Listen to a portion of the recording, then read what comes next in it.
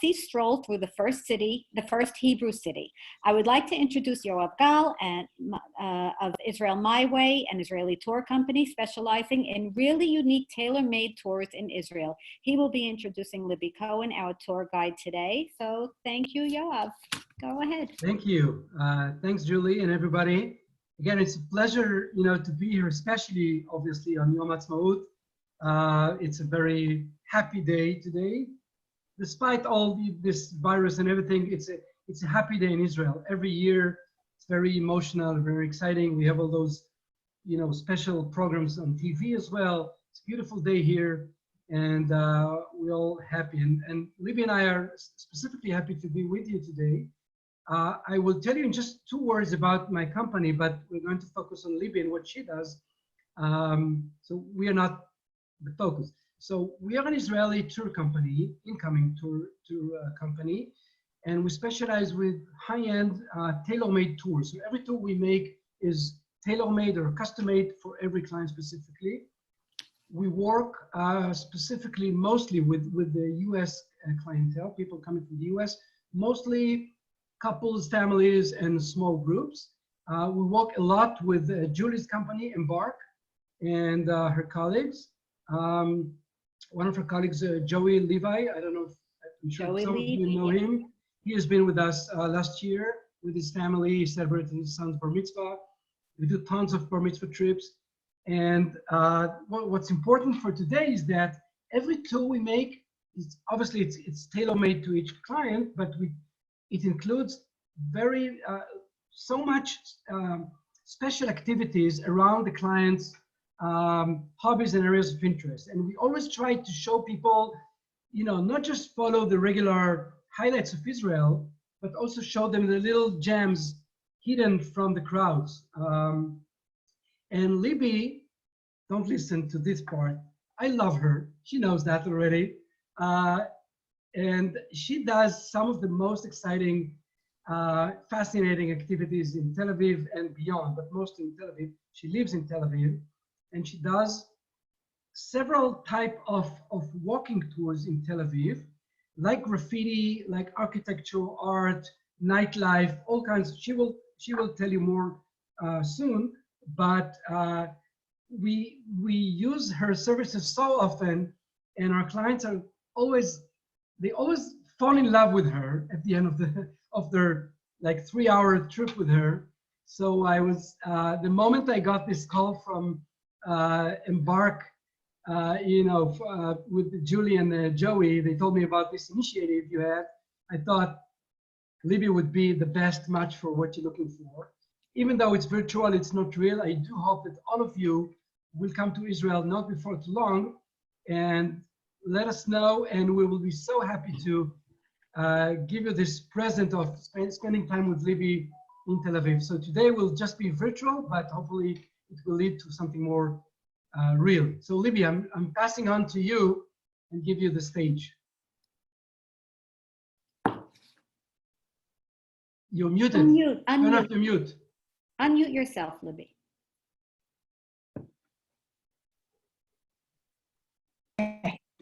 Yes, can you hear me, guys? Thanks. Thank you so much for the kind words, and I'm very excited to be here with you guys on this very special day. Like Yoav said, I am a certified tour guide, and one of my greatest passions is guiding in Tel Aviv. I graduated from 4 years of art school, and since studying there, I decided to focus on Tel Avivian art and culture. And the best way of finding art and culture is on the streets. I love galleries, but I figured that the streets and the tiny alleyways are the best. Today we're going to do something kind of interesting. We're going to go back in time, and I'll show you exactly how it's going to take place. And I'm going to share my screen. Hopefully it's going to work. Let's see. Yep. Can you guys see my screen? In a moment. Oh, yes, yeah. now we can. Cool.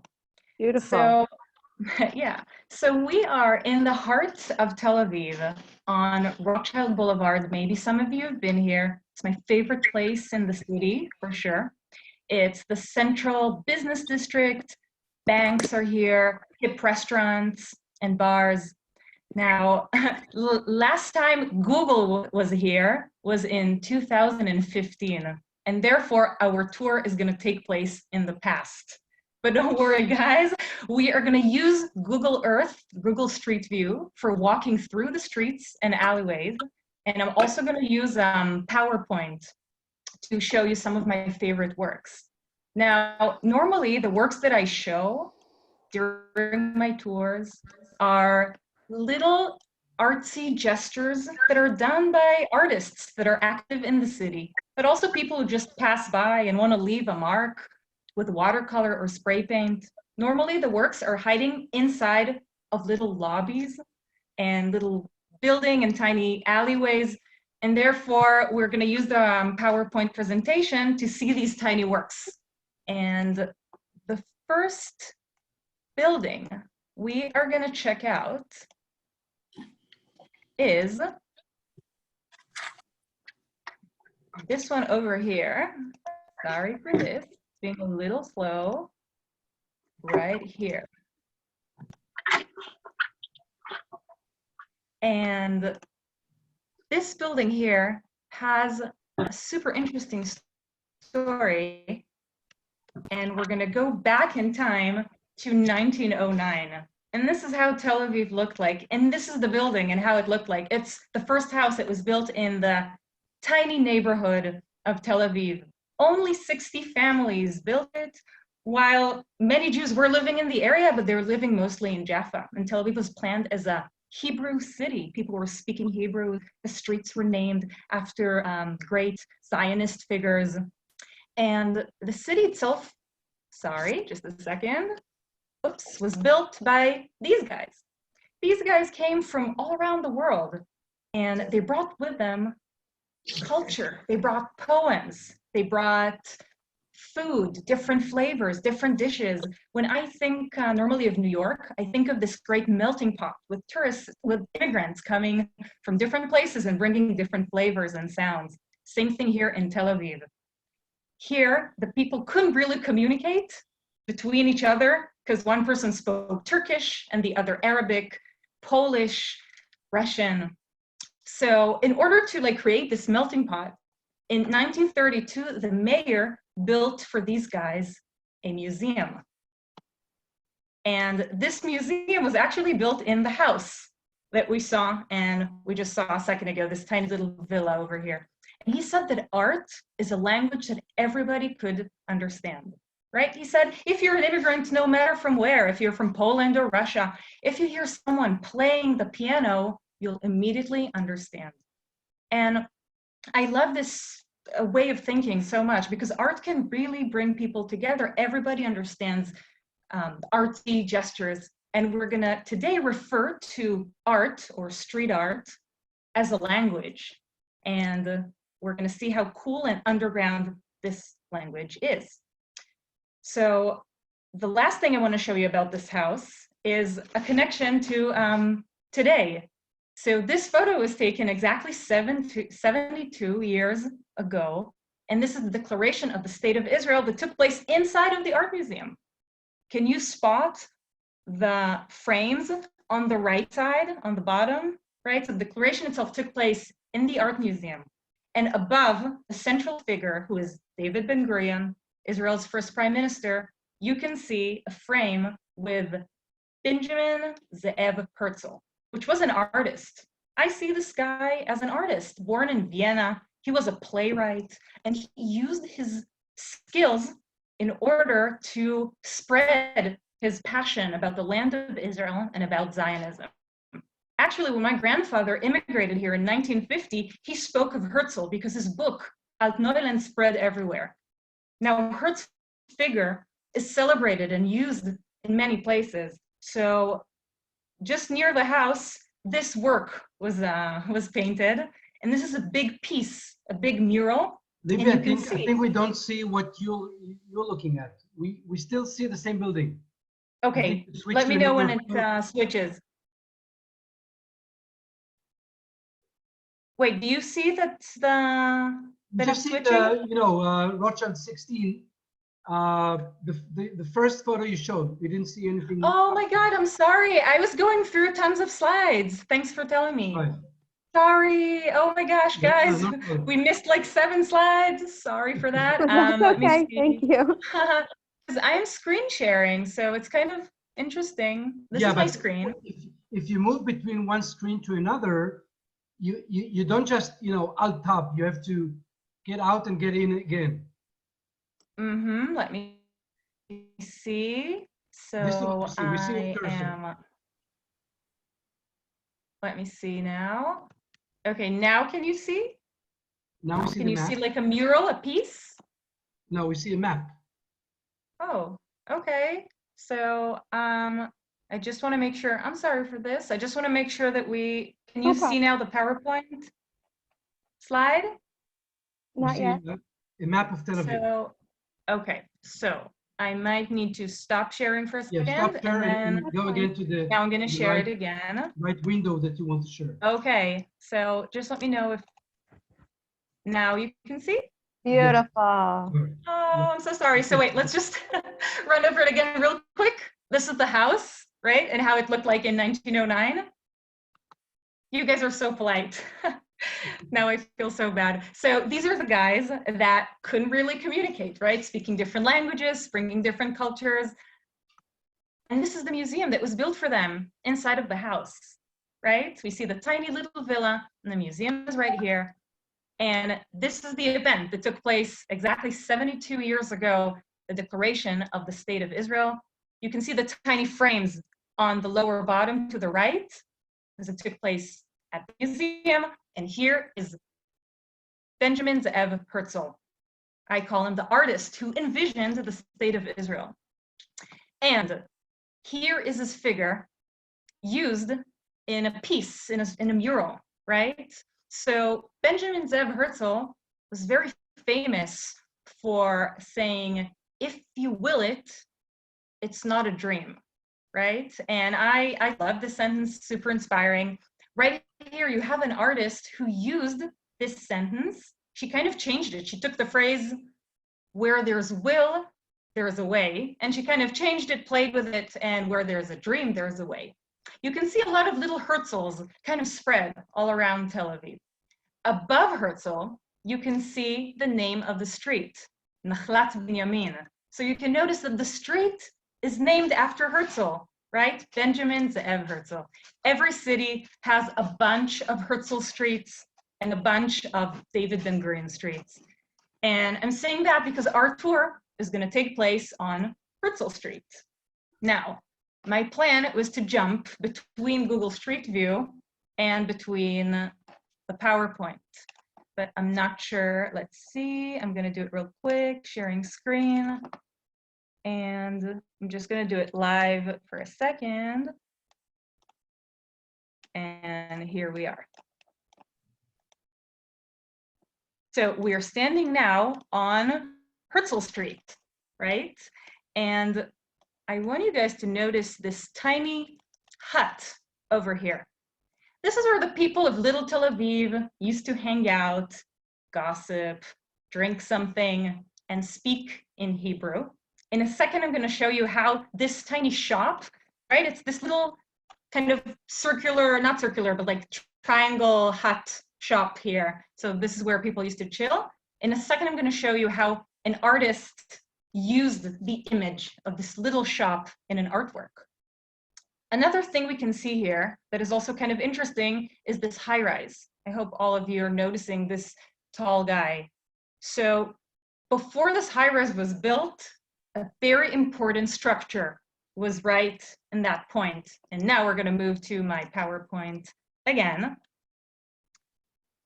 And we are going to see, hopefully, it's going to move. Yeah, here's the tiny hut, right? And yeah, can you notice it or no? Yes. No? No. Okay. So here's the tiny hut. And here is a little artwork showing, representing this little hut. And it was done by my grandfather, who immigrated to Tel Aviv in 1950, studied art in Krakow, came here not knowing a single word in Hebrew, He communicated with the world, with the Tel Avivians, by drawing and painting, becoming a famous artist and a graphic designer. So he put this little hut over here. Also, by the way, he's referring to the Jewish mind, saying the Jews will always find a way, and even in the desert, they will open a little shop and sell ice cream and soda. So the second thing I wanted to show you is this little castle-looking building. This castle was situated exactly where the high-rise is today, the high-rise that we just saw, and people studied Hebrew there, right? So we can actually thank this school and many activists who were kind of pushing for people to study Hebrew to the language that we are speaking today, right? Because think about it, people can look at the guys near the camel. The guys near the camel were speaking Yiddish and Polish, and in the school they could learn Hebrew, which were created in a way the Hebrew that we know today and we use. Now, if you have the building in mind, just want to show you this little work over here. Do you notice that this little mailbox is disguised and it looks like that high-rise that we just saw, right? This is one of my favorite artists and friends. His name is Aleph, and he loves taking street objects like electricity cabinets and different types of boxes and transforming them to this building. When I asked him, what do you love so much about this high-rise that everybody loves to hate? This high-rise, by the way, destroyed the school, the historical structure. So he said, I love the name of it. If you guys can read Hebrew, it's written in Hebrew, Migdal Shalom Meir, the Tower of Shining Peace. And he loved that. He took it as a message, and he's spreading shining peace everywhere by using this building. Now, we are going to go back to our street view. A second. Oop, here we go. And here's the building again with the writing. And we are going to do something pretty cool. We're going to walk on Herzl Street. And as we are using Google Street View, we are going to drift above the cars.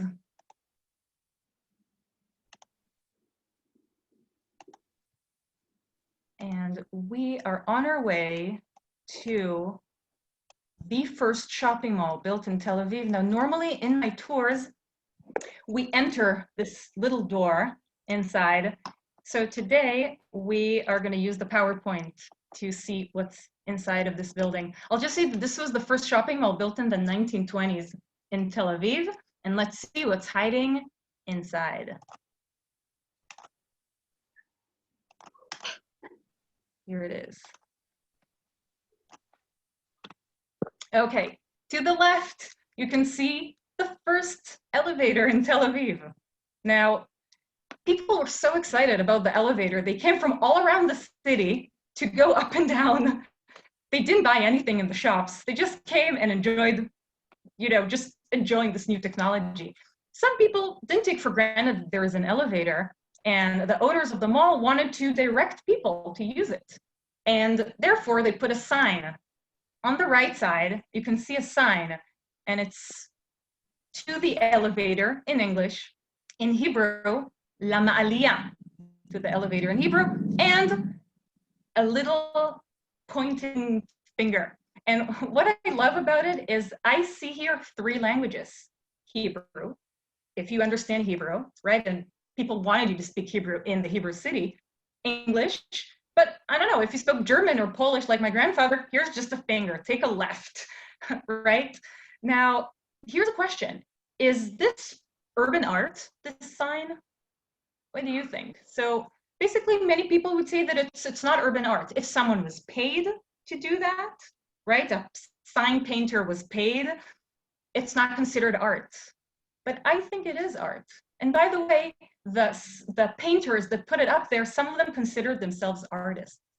So I think that this is one of the first street or urban art pieces that can still be seen in Tel Aviv. By the way, it's also called a ghost sign. And around the world, you can take tours following ghost signs all around. Here we have this little guy. Very exciting. Now, what about Yiddish? I'm sure you're asking yourselves, so they're teaching Hebrew, what about Yiddish? And the answer is, it was forgotten. Hebrew was kind of pushed. There were schools, newspapers, and the idea was that Yiddish is the language of, you know, people who live outside of Israel. And by the way, today, most people, everybody basically speaks Hebrew, just the ultra-Orthodox that live in the ultra-Orthodox neighborhoods speak Yiddish. And there is one artist, oh, sorry, actually just before that, I wanted to show you this word. Hebrew is still being invented all the time. So the internet has a word in Hebrew. And what is this word, kiyul? This is a new word that was decided just last year for graffiti. And it's a combination of kir, a wall, and iyul, which is a drawing. Put together, it's kiyul. So as Hebrew keeps on evolving and new words are made up, what about Yiddish? There is one artist who is still celebrating Yiddish in her own very special way. And her name is Misk. And what you can see here is a mix between, do you see writing on both works? You can see Hebrew letters and punctuation marks, Yiddish spelling, and the meaning is in English. So on the left, you can see a cat wearing a mask, taking it off. And if I read it, it means, tell me lies, sweet little lies. Basically, this is the literal, I'm reading the literal thing. I'm not translating it, right? So I'm reading English, but it's Yiddish spelling and Hebrew letters. To the right, you can see a toaster, and it's kind of flaming. And if I translate it, or if I read it, sorry, looking for some hot stuff. So this artist loves Yiddish, and she's really, really using it. So just next to that work, and I'm not going back to the street view, just because they're very close to one another. I want to show you this little work, and it's actually two languages connected. Can you notice which languages these are? I can see Arabic and Hebrew. This is an amazing combination. By the way, I have here the artist's declaration about this work. And she says, this is a writing system that joins letters, ideas, and hearts. What does that mean? She actually takes words in Hebrew, words in Arabic, and she merges them to one set of letters, a writing system. Let's see. So here is a word in Hebrew, safa, and in Arabic. She cuts them and kind of puts them together and creates a new language. By the way, every word, every letter takes a very long time to create. And she has an amazing website. By the way, in the end, I can create a list of all the artists that I've spoken about, and I can send you a sum up and links to their social media so you guys can follow them. But you see how this artist is using, in a way, street art. She's using an artistic language to speak about coexistence. And this is why I love street art, because it could speak about so many things. It could be just for fun. It could be used for protest. It could be used to speak about coexistence, and so on. So this is for sure one of my favorite works by the artist Liron Levi Dulkenich. Now, over here, we can see some street objects by my favorite artist. Remember this guy? We can see the tiny building over here to the right. And we can also see some sort of like, it almost looks like a house, and it's like he added balconies, right? Balconies are really big in Tel Aviv, climate-wise. In the 1930s, almost every building was built with balconies. We're gonna go back to street view and see how balconies looked like. And here we are. So in order to do that, we are still on Herzl Street, but if we look around, we are already in the industrial center of Tel Aviv. In the 1920s and 30s, a lot of immigrants came. We're speaking about thousands. And there was a need to build an industrial area. So it looks pretty industrial. And in a second, we're going to go see the balconies, but now we're going to do something really cool. Let's see. Okay, so we're entering a tiny alleyway. Okay. Can you see this work with a robot? Yeah? Just let me know that you can still see it. Okay, cool. So great. So we're standing in front of a work that was kind of vandalized, kind of destroyed.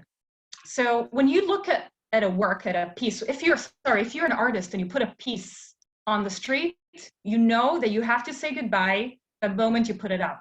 It's kind of different than art that is placed in a gallery space where you put it and then you take it to storage, or maybe someone can buy it. Here, you put it on a wall and you start saying goodbye. So when I saw this piece, this is how I saw it, already with a lot of markings on top of it. We can do something cool. Let's see if it works. Google was here twice, in 2015 and 2011.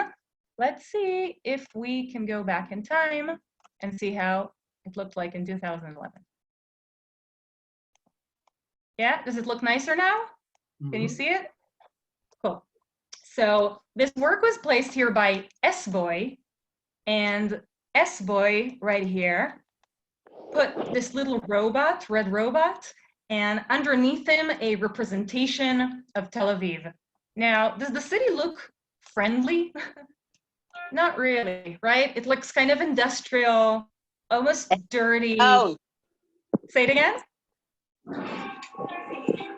it's sorry. Abraham Elbez. I couldn't hear. No, Anyway. It's background. Go on. Yeah, so we can see the city here that is, I don't know, looks kind of dirty. I see chimneys here, antennas. This work was inspired from, I want to say, real Tel Aviv. We're going to turn around and look at how the buildings look like. Actually, these buildings have been here since the 1920s. And in 2011 and in 15, when Google was here and did the street view, these houses were in a really bad shape. I'm kind of happy to say that Tel Aviv is going through massive construction and preservation. So the houses look nicer now at the moment. And I want to go back to my PowerPoint presentation for a second and look at the houses. We want to see the balconies over here. Let's go back to my presentation right here. And you can see how, like, these balconies kind of represent the energy of Tel Aviv. Now, this artist has amazing works. Look at, oops, sorry, it's kind of stuck. I'm sorry. Oop, look at this one over here. Now, it's the same artist, and here he made like this little cute sketch, this little sketchbook. And if you look closely, first of all, you can see the buildings of Tel Aviv. This guy, his name is Aleph. He's an immigrant. He came from Gibraltar. And when he came to Tel Aviv, the first thing that he saw were all of these balconies and houses and craziness. So he started drawing them, sketching them in his little book. But he also left a small representation for himself. Can you guys find him in his artwork? It's really hard, by the way. He is there. If you look at the center, you can see a moon and a little tiny human being on the moon. Kind of hard to see, but this is him. This is how he puts himself in his work, and it's called a tag. When you add your name or your visual representation, you are tagging. Another tag of his is this little crane. So now we're going to move to a bigger work of his. Here it is. I want you to look for the moon and the man on the moon and the crane. Can you see these guys right there? So almost every artist, when he makes a small work or a big work, wants to put his little tag to kind of show that it's him, his autograph. So I want to show you another little door that is also right in the area where a tour is taking place. And you can see a bunch of people tagging their name, but there's only one visual tag, a little drawing. Can you notice it? So do you see the little Band-Aid over there? This Band-Aid is a visual tag representing an artist named Dede. Whenever you see a Band-Aid, you know that Dede was here. Now, guys, let's see larger Dedes. And look at these buildings right over here with huge Band-Aids. Now, what I love about Dede is that Dede is not only about painting on buildings, but he's also all about making merchandise. Many artists are afraid of that. They say that if they create merchandise, people are going to look down at them. Guys, you're New Yorkers, or you said that most of you are. Maybe you would have heard of Keith Haring. Keith Haring was an artist active in the 80s, and he used to paint like little dogs and human beings in subway stations. And he started creating merchandise and selling it to people. Now, why is it a good thing to sell merchandise? So the thing is, when an artist becomes super famous, right, he starts from the street, like Keith Haring started from the subway, and Dede started from the walls of Tel Aviv putting Band-Aids, they become super famous, and they're invited to different gallery spaces, and they get millions for their works. But then they're like, you know what, we should sell merchandise so everybody could own us. Not just a very rich collector who can afford $1 million work. And this is why Keith Haring sold his works for $1. He sold stickers and pins, and this is what Dede does. You guys can order a Band-Aid for 5 shekels, which is like $1. And I think this is super interesting and related to street art. Dede wants people to enjoy his works for free, out in the open in the city. But also, if you want to own something, you can just, buy it for very cheap. And here is a piece of merchandise that he made for Independence Day. Do you see it? Do you see the flag? So this tiny flag is it's a Star of David and the stripes, obviously, made out of Band-Aids. I didn't tell you, though, that Dede spreads Band-Aids in places that are supposed to be fixed in his eyes, places that he sees as wounded or that need help. So maybe the fact that he put Band-Aids on a flag also says something about the state of Israel in his eyes. And I noticed that every time someone presents a work that has flags of Israel, stars of David, but also Zionist leaders, usually they use it as like protest, like a humoristic protest. So as we are on Independence Day, I wanted to kind of end with a few works that involve flags and the Zionist leaders. And here we have 2 works that were in the Tel Aviv neighborhoods. On the right, you can see a very famous quote, Am Yisrael Chai. Right, maybe you've sung it and danced to this sentence, Am Yisrael Chai, that people of Israel are alive. And you can see the figure of Herzl just checking if it's still valid with a stethoscope. To the left, you can see another Herzl, and it's kind of a takeoff on his famous sentence, if you will it, it's no dream.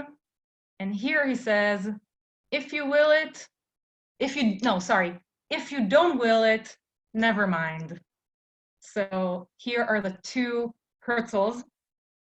We have here another flag, which is also like a humoristic way of looking at the high cost of living in Israel. So an artist named Oren Kluger just switched the Star of David with a shekel sign, which is our local currency. And it made me laugh. He kind of spread it all around town. My favorite, though,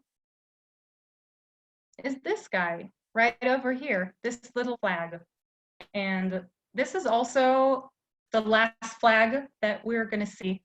And I really love it, actually, because there is something beautiful about street art. The fact that everybody could participate.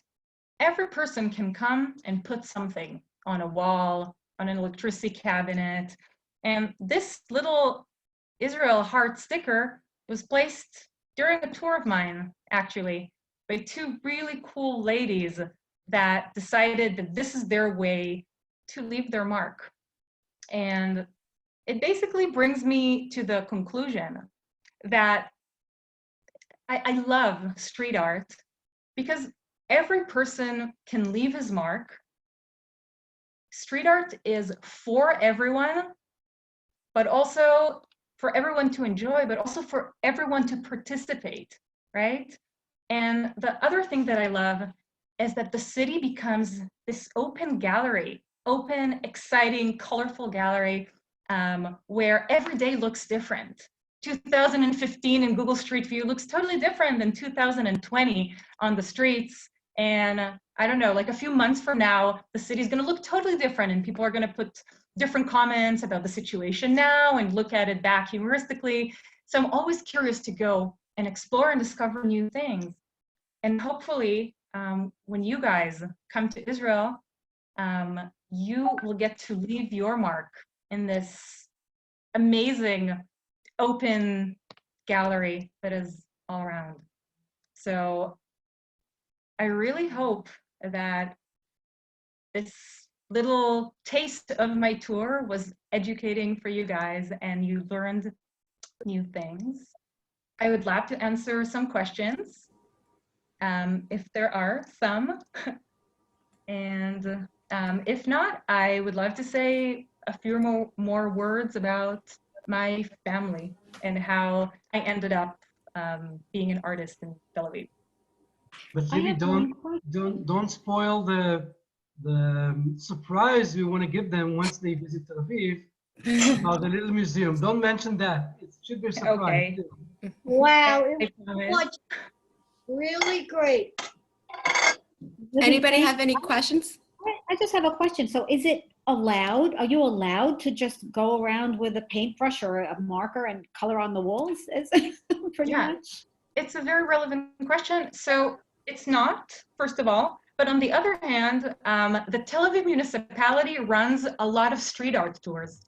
So on one hand, they're enforcing it and giving fines to the artists, but on the other hand, they're actually employing the artists themselves to lead tours and talk about their work, which right. I think is kind of funny and crazy. We do not have a designated area like in many places in Bushwick. There is a huge area which is for artists to put their works on the wall. We do not have something like this. And this is why, by the way, I love the works in Tel Aviv because they're more organic, right? No one tells you, okay, put it in this square. You can talk about this, but not about that. People can do anything. And this is why it could get super interesting, but also very political. And again, it changes all the time. Fabulous. Absolutely great. Really, Libby, fantastic. Oh, Thank you guys so much. Thank you. So, okay, like you have said, I'm not gonna spoil the surprise of telling you about my family, and you'll have to come to Israel and hang out with me and with my family, hopefully. How do we get your contact information? So whatever you have, thinks, basically, we can think together. I have a list prepared with all the artists I've spoken about and more. So we will think together and maybe we can just send it to everybody who's interested. That would be great. If you could send it, if Yoav can send it in the emails that we have going back and forth, and then we'll pass it out to the women. Perfect. To the Love to. fabulous. Very good. Thank you. May I ask a Great, thank you. So interesting. Wow. May I ask a question? Yeah. Yes. Are you familiar with the Florentine section, the graffiti section? We took a tour when our family was there of a lot of old buildings that have graffiti now, and it's quite a historic area. Right.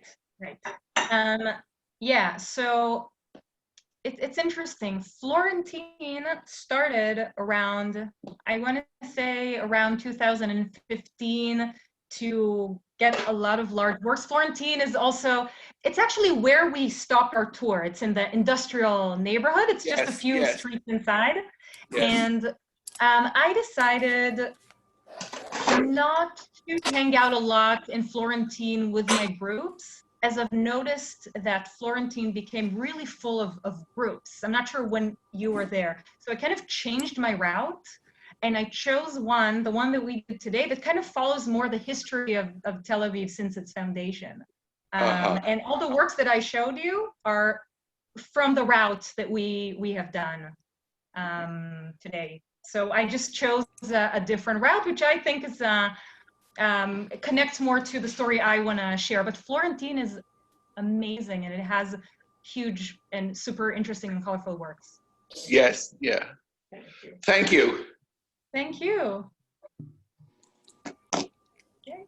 Anyone else have any more questions? All I right. thought this was Well- great, and I just wanted to say I was supposed to come to Israel May 20th, my son's bar mitzvah, and we were doing a day in Tel Aviv, and we were going to do the graffiti tour. So now I feel like I did it. No, you didn't do it. You have to do it in. I didn't do it. I'm going to go back. God willing, This we'll was get just there. an appetizer. Yeah, exactly, a So preview. much. Hopefully in the fall. Amen. Thank you. I was supposed to be in Tel Aviv today for my birthday. And Happy birthday. Oh, happy Yes, birthday. mazel tov. Same day as Israel. Wow. Very nice. You're Well, we in were in Tel Tel Aviv. Aviv today. Thank you, everybody. It was great. Thank you. Thank you, Thank Libby. you. Thank you, Yoav. Thank you, Thank you, really. Libby and Pleasure. Yoav. That Thank was you, Libby. fantastic. And it's Israel My Way, ladies, for when you're going to go to Israel. Israel My Way, Yoav Gal. Look him up. Yeah. Julie, I'll send you some detail about what Libby does and other options so you can distribute to everybody. Yes, Beautiful. thank you. That would be beautiful. Thank you. Okay. Thank Bye, you all everybody. so much. Thank you. Bye-bye. The next program is at 3 o'clock. It's the same Zoom meeting, same password. Everyone is welcome. They will be talking about gardening at home with Charles Cohen. 3 We'll be o'clock. growing mint for all our Israeli mint recipes. And you all can book your tour through Embark Beyond with Julie Denzinger, who will be joining us at our dinner party. And we'll talk a little bit more about Embark Beyond and share her wisdom with Israeli wines. Party is what? Everyone eats together in the house? Sure. Yes. Everyone in your own house. Obviously. Everyone's in their own house on Zoom, and we'll be talking. It's the way we socialize these days. That's Mhm. Okay. what it Because we is. all have So to eat dinner, right? Yeah. I hope to see you all later on. Thank you guys for joining. Can Bye. you hear Yeah, who said that? Linda? Linda. Yes. Hi, Linda. Oh, you could hear me? Yes. Yes, Because I'm not so great with this thing. Okay, great. you're doing fine. There's something at 2 o'clock also. Yes, 2 you can go o'clock? on your own. Go ahead, Ashley. You tell her. Oh. Okay, I'm sorry, I didn't mean Have to. the websites that you can go on your own for a tour of the Israel museums. Mhm. Yes. So everything's online. If you go back to the original itinerary on the SEC website, you'll have a couple of links for 2 museums, the Tel Aviv Museum of Art and the Art Museum in, Google, right? in Jerusalem. Google or Yes. Instagram? What do you start with, Google? Do you Google, start yes. with Google? Yes? I'm not sure what you Yes, mean. right, Ashley? Yeah, how are they going to find it? I Yes, it's couldn't get online. that, the virtual Israel, I couldn't get it. Okay. So it's, I think it's Google. Okay, start with Google. Okay. And this was fabulous, girls. Really Good. Glad you fabulous. enjoyed. Bye, everyone. Bye. take Bye. care. See you at 3 o'clock. Okay. Wow.